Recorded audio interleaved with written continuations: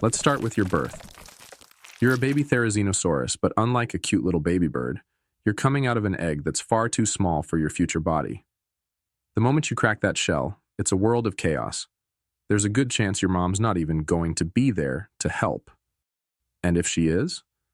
Well, she's not much help either because she's got her own problems. You've just entered the late Cretaceous period, and the world is not a place for a newborn. Everything is bigger, faster, and fiercer, and you're just a tiny, wobbly thing in an unforgiving world. You're a herbivorous theropod, which is a fancy way of saying you look like a carnivorous dino, but you're actually a plant eater. You've got no idea what's going on. All you know is that your arms, no, not arms, claws, are growing at an insane rate, and they're already longer than most full-grown humans. Imagine having those things flopping around in the egg. They're so long, in fact, that you're not even sure they fit inside the egg without getting all tangled up. It's like trying to fit a full-size basketball hoop in a small cardboard box. Your first hours of life? Absolute chaos. You can't even walk properly. You're built to eventually stand tall on your hind legs, but right now you're more like a stumbling baby giraffe. Your legs are long and gangly, and your body's just too heavy to stay upright. And meanwhile, your gigantic claws are already bigger than you. Just the slightest twitch could send them flying around and turning you into a self-impaling mess. If you fall over, good luck. At least a quick death would save you from this weird nightmare of growing into an unmanageable monster. But hey, you're lucky. You're alive. For now. All right, now that you're alive, let's talk about growing up. Spoiler alert, it only gets worse from here. You're living in a time where carnivores like Tyrannosaurus rex and dromaeosaurs roam around. And even though you're technically a herbivore, you're not exactly safe. Not at all. Your size, which is going to be a big deal later on, isn't much of a help when you're still a baby. You're like a walking buffet for pretty much any meat-eating dinosaur that feels hungry. You've got no real defense mechanisms except for your giant claws, which you can't control, and your big awkward body that makes you stumble around like an absolute wreck. And those claws? They're growing at a crazy pace. Your claws are the size of a full-grown person's arm, but you can't even properly control them yet. Imagine a baby with spaghetti arms that are twice as long as their body. You're clumsy. You're bound to trip over them, or worse, fall into a river, and get eaten by some giant ancient fish or any other hungry predator who sees a vulnerable baby. Yeah, sounds like fun, right? And let's talk about your legs. You're still developing those, so they're heavy for your little baby frame. You're so gangly that walking around is like trying to balance an umbrella in a hurricane. There's always that looming fear of stepping on a rock and breaking something. Oh, and did I mention the predators? Every time you venture out of the safety of your little nest, you have to worry about getting spotted by something that wants to eat you. Raptors, carnivorous mammals, and even other herbivores could come for you, especially if they're desperate.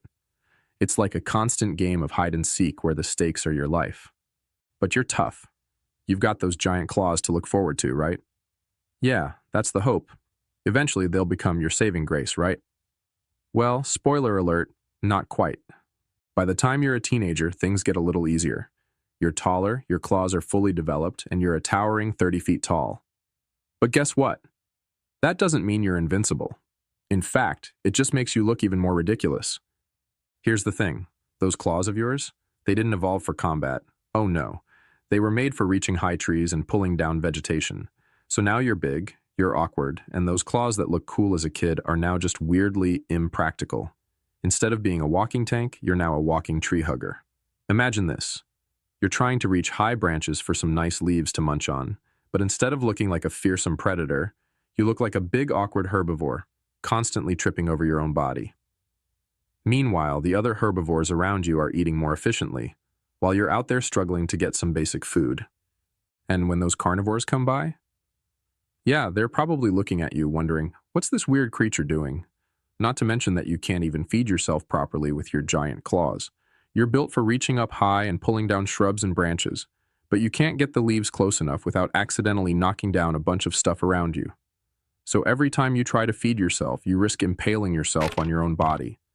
And don't even get me started on the awkwardness of trying to chew through the tough plants you're eating. It's like having an impossible-to-eat salad at an all-you-can-eat buffet. Nothing works right, and it's just one big headache. Now let's talk about your prime years. Congratulations. You've survived long enough to become a fully grown Therizinosaurus. But is it all sunshine and rainbows? Nope.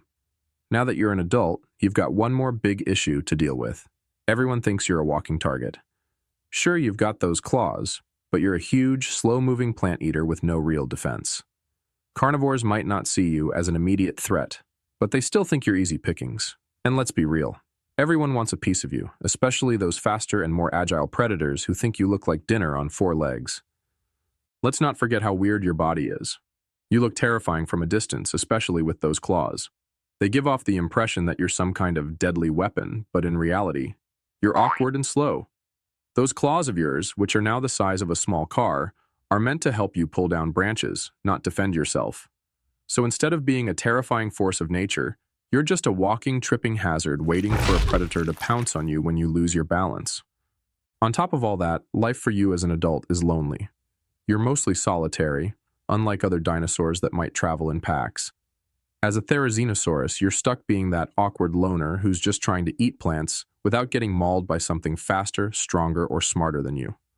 Not only are you a giant target, but you're also isolated from everyone else, trying to survive in a world where every other dinosaur seems to be part of some team and you're left behind to fend for yourself. Now, let's face the inevitable truth. All things must end. For you, it could be a slow death by natural causes. Maybe you're just too old to defend yourself anymore.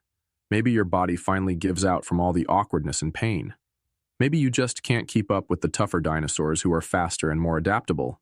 Maybe the next herd of predators catches you off guard. Or perhaps you just succumb to the harsh realities of being a massive, slow-moving, and oddly awkward creature in a world that doesn't care about your claws.